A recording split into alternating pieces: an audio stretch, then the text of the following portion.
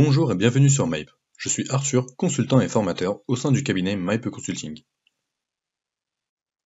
Dans cette vidéo, nous verrons comment utiliser l'équivalent des fonctions NBCNS et SumCNS sur Power BI dans le langage DAX.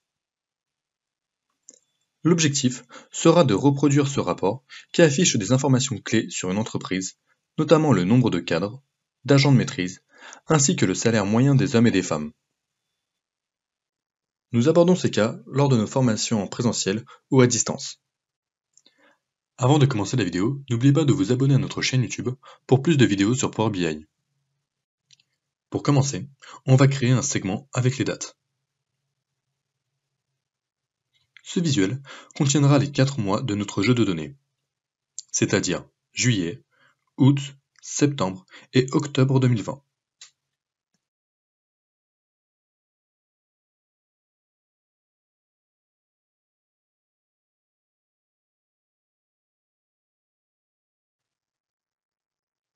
Maintenant, on va créer une nouvelle table afin de stocker toutes les mesures que l'on va construire dans la suite de l'exercice. C'est une bonne pratique afin de ne pas avoir à chercher les mesures car elles sont déjà répertoriées.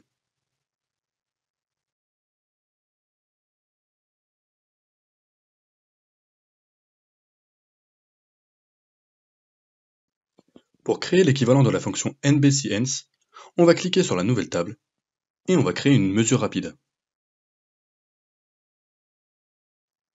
On choisit de prendre la mesure rapide valeur filtrée.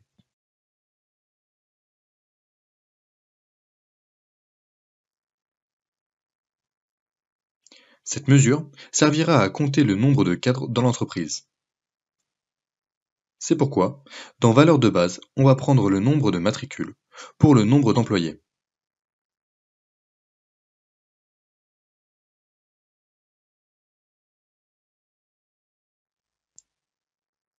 Et dans filtrer, on va prendre la colonne regroupement catégorie et on va filtrer par la valeur cadre.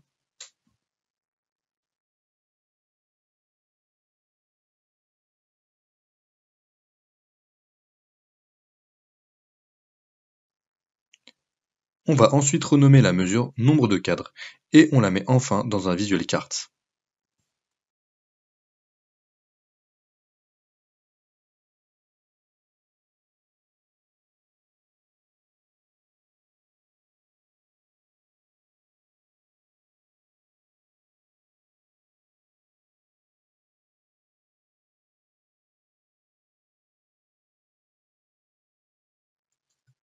On va faire exactement la même chose pour le nombre d'agents de maîtrise.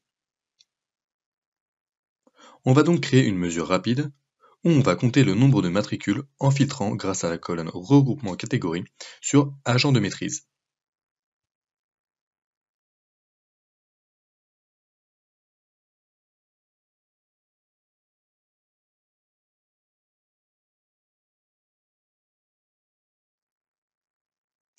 On la met également dans un visuel carte.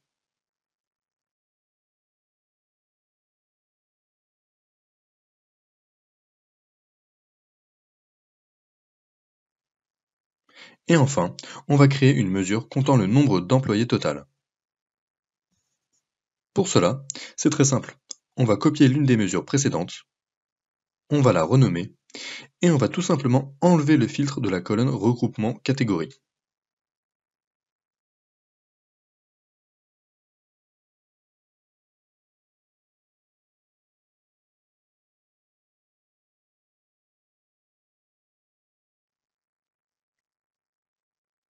On peut également mettre des images dans les cartes pour un rendu plus esthétique. Pour cela, on va aller sur Google, copier l'adresse de l'image de l'illustration que l'on veut insérer. Ensuite, on va aller dans le format du visuel et dérouler la section Images. On va choisir URL de l'image dans le titre d'image. Et on va coller le lien que l'on vient de copier.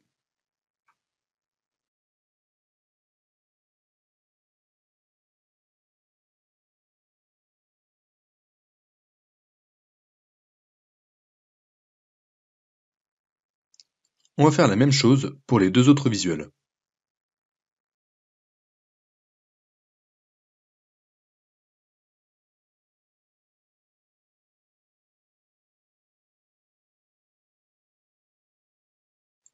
Afin de faciliter la compréhension du rapport, on va insérer du texte pour indiquer que les visuels ci-dessous sont pour le mois sélectionné dans le segment.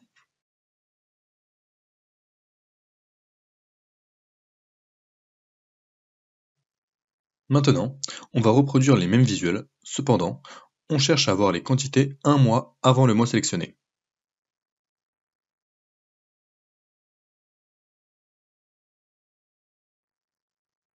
Pour le nombre de cadres, on va venir copier la mesure déjà existante.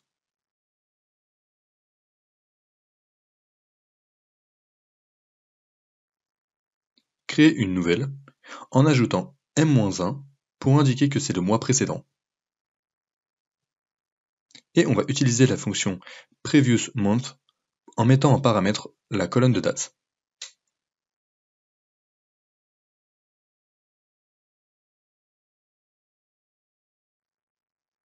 On va ensuite mettre cette nouvelle mesure, nombre de cadres M-1, dans un visuel carte que l'on va placer juste en dessous du texte mois précédent.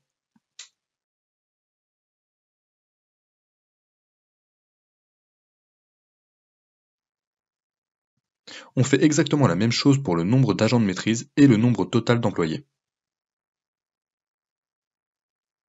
On verra donc les quantités pour le mois sélectionné et pour le mois précédent.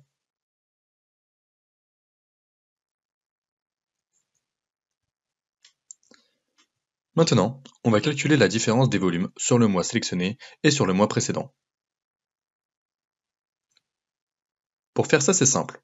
On va créer une nouvelle mesure que l'on va nommer diff cadre et on va simplement soustraire la mesure nombre de cadres et nombre de cadres M-1.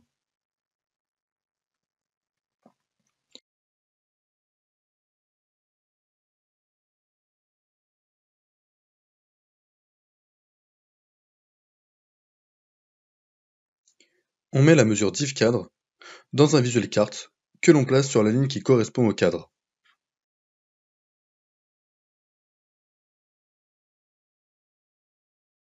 Encore une fois, c'est le même système pour les agents de maîtrise ainsi que pour le nombre total d'employés.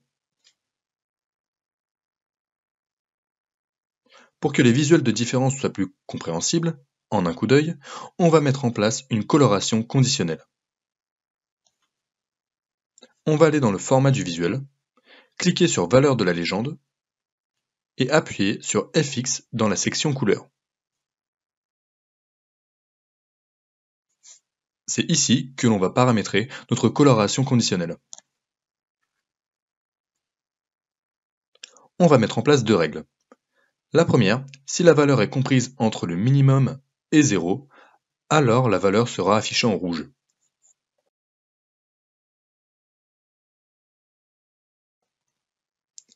Sinon, si la valeur est positive, alors elle sera affichée en vert.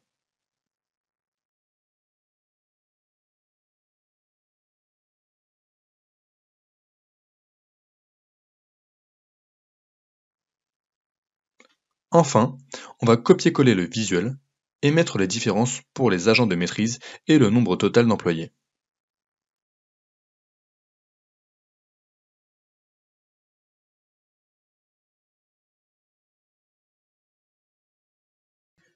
Il faut également refaire la coloration conditionnelle pour chaque nouveau visuel.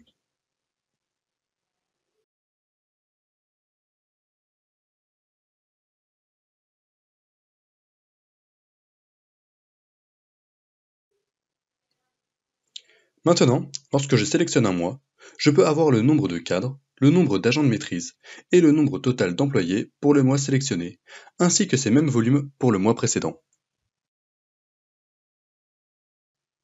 Merci d'avoir regardé la vidéo, à la prochaine!